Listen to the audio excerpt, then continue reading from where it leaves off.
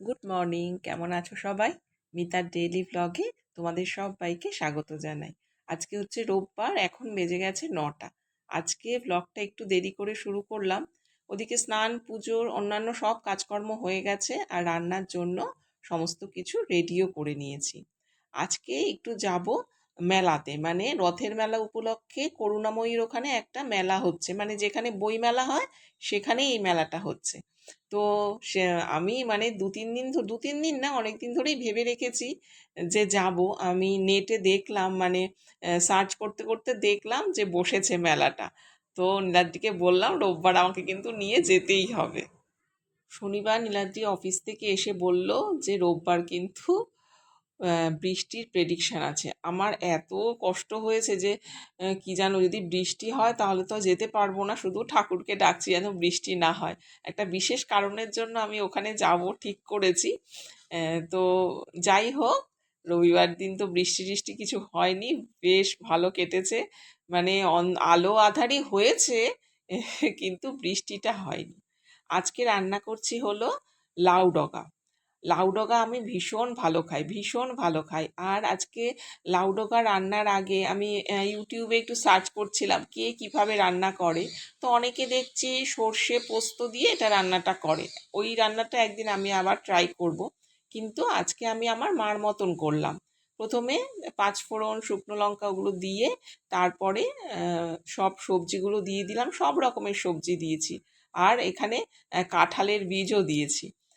তো ওগুলো দিয়ে নাড়াচাড়া করে দিয়ে দিলাম হচ্ছে তোমার শাকটা, লাউ শাকটা আর কি, লাউ ডগার শাকটা, ওটা দিয়ে নাড়াচাড়া করে ঢেকে নুন হলুদ দিয়ে কাঁচা লঙ্কা দিয়ে ঢেকে ঢেকে তারপরে নরম হওয়ার পর তারপর জল দিয়ে দিয়েছি। তারপর লাস্টে কি দিচ্ছি সেটা দেখাচ্ছি। আর এই পাশে করে নিচ্ছি ইলিশ মাছ, 3 পিসই মোটামুটি ছিল, সেই আজকে করে নিচ্ছি। এই দেখো এখানে দুপাশে দুটো বসিয়ে দিয়েছি, তাড়াতাড়ি করতে হবে কারণ আজকে রান্নাটা এমনিতেই দেরি করে বসিয়েছি।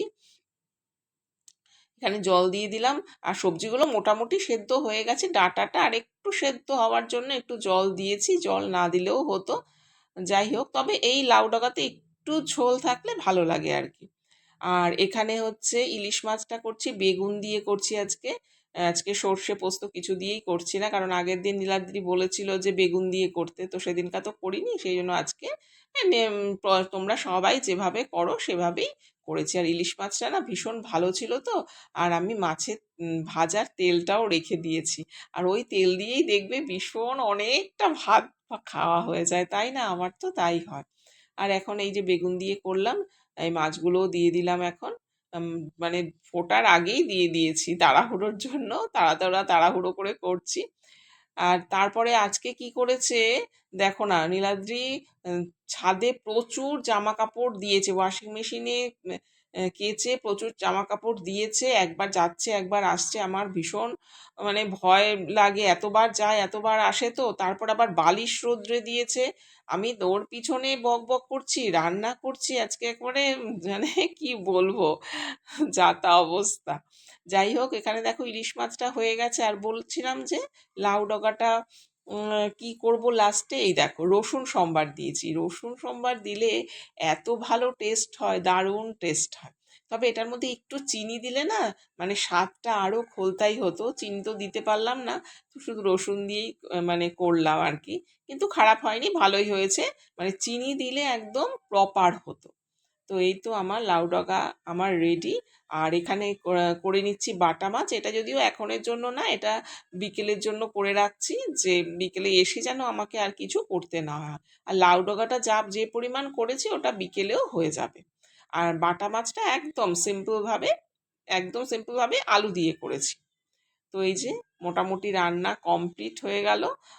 তো তোমাদের এবার ফাইনাল লুকটা দেখিয়ে দিচ্ছি। চলো, এই দেখো মাছের তেল, নিম বেগুন, এখানে রয়েছে লাউ ডগার ঝোলটা, আর বাটা মাছ আর ইলিশ মাছ। এটাই হচ্ছে আজকে রোববারের মেনু। চলো খাওয়া দাওয়া করে রেডি হওয়া যাক। বন্ধুরা, এই যে রেডি হয়ে নিয়েছি, এখন আমরা তিনজন যাচ্ছি করুণাময়ীর ওখানে। একটা মেলা শুরু হয়েছে অনেক দিনই, রথের মেলা আর কি। রথের মেলা মেলা হিসেবে বসেছে। তো 3 তারিখ পর্যন্ত মোস্ট প্রবাবলি চলবে। তো আজকে আমরা যাচ্ছি 3 জন, কালকে বলছিলাম না যাবো, তো চলো ওখানে গিয়ে তোমাদের সাথে দেখা হচ্ছে।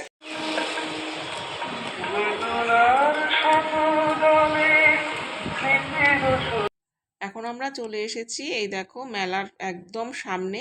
একদম আমরা যখন মেলার সামনে তখন 4:10, আর মেলা শুরু হয় 4টে থেকে। মাত্র দোকানগুলো খুলছে, আর মেয়ে বলছে মা একটু দেরি করে আসলেই ভালো হতো, এখনো খোলেনি। তো আমি বললাম যে না চল, ঘুরতে ঘুরতে দেখবি দোকান টোকান সমস্ত খুলে যাবে।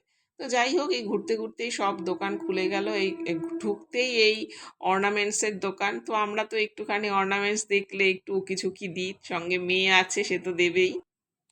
তো আমি আবার আমার একটা বালার মতো একটা পছন্দ হয়েছিল, সেটার দাম চেয়েছে 550 টাকা। তো আমার মেয়ে বলছে যে না মা, এটার দাম অনেক বেশি চাইছে, তুমি এখান থেকে কিনো না, তুমি স্প্ল্যানেট থেকে কিনো, এটা 350 টাকায় কিনতে পারবে। তা সেই জন্য আর আমি কিনলাম না। নীলাদ্রিকে আমি একটা ওই চাবির রিং, খুব সুন্দর চাবির রিংটা, তবে তোমাদের চাবির রিংটা দেখানো হয়নি, অন্যদিন দেখাবো। চাবির রিংটা বেশ সুন্দর, ওটা একটা কিনে দিলাম। আর আমার মেন টার্গেট ছিল এই ফুলের দোকানটা, আর একটা ক্রকারি সেট, ক্রকারি যে দোকানটা আছে সেই দোকানটা। তো ফুলের দোকানটায় গেলাম, মানে কোয়ালিটির কোনো কম্প্রোমাইজ হবে না, কোয়ালিটি ভীষণ ভালো, প্রচণ্ড ভালো কোয়ালিটি। মানে এক্সক্লুসিভ সব আর্টিফিশিয়াল প্ল্যান্টগুলো রয়েছে। কিন্তু যেটাতে আমার সবচেয়ে ইয়ে লেগেছে, প্রচণ্ড দাম, প্রচণ্ড দাম। মানে কোয়ালিটি ভালো আমি মানছি, কিন্তু এত বেশি দাম চাইছে, সেটা মানে আমার পক্ষে এফোর্ড করা সম্ভব নয়। তাই আমি যতটুকুনি পেরেছি একটাই নিয়েছি।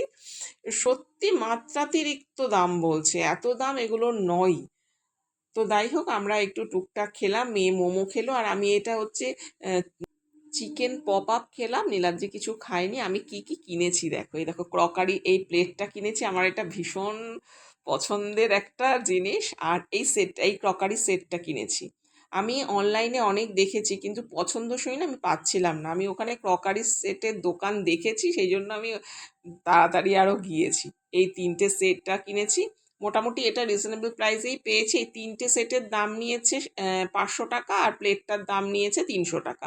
আর এই যে ফুলটা দেখছো, এটার দাম নিয়েছে 250 টাকা।